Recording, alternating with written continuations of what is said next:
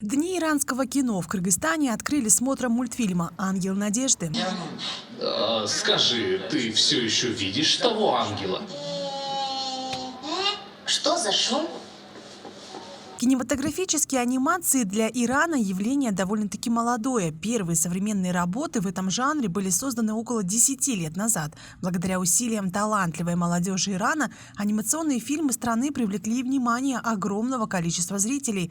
Количество качественных анимаций выросло по сравнению с предыдущими годами. И прекрасным примером является новый, отмеченный наградами, анимационный блокбастер «Ангел надежды». А ты что-то слышала? У нас все хорошо, все счастливы, никаких проблем. Привет, Камали, тебе нужна помощь? Ну вот, говорю же. Для показа кыргызскому зрителю были отобраны самые известные и самые признанные киноленты Ирана. Можно сказать, золотая коллекция страны. Здесь каждый найдет что-то для себя.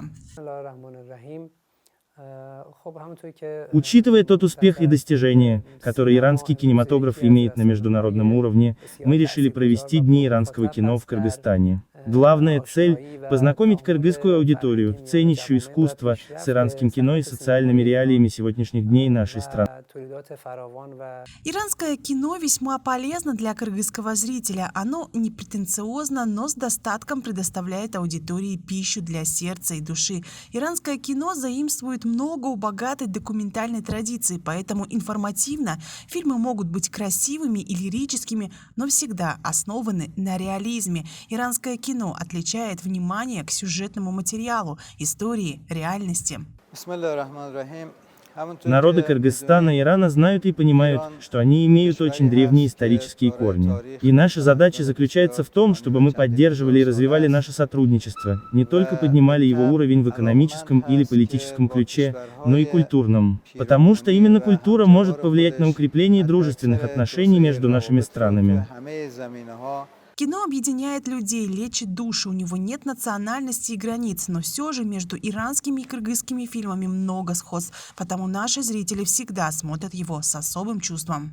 Что кыргызские, что иранские фильмы, они мало используют и почти не используют спецэффекты. То есть они все, как бы сказать, сцены снимаются именно в реальных локациях, скажем так. И, конечно же, у нас должна быть интеграция с мировым кинематографом, то есть и с иранскими, и другими кинематографистами всего мира. Мы уже в ходе переговоров уже планируем, как бы сказать, и эту идею.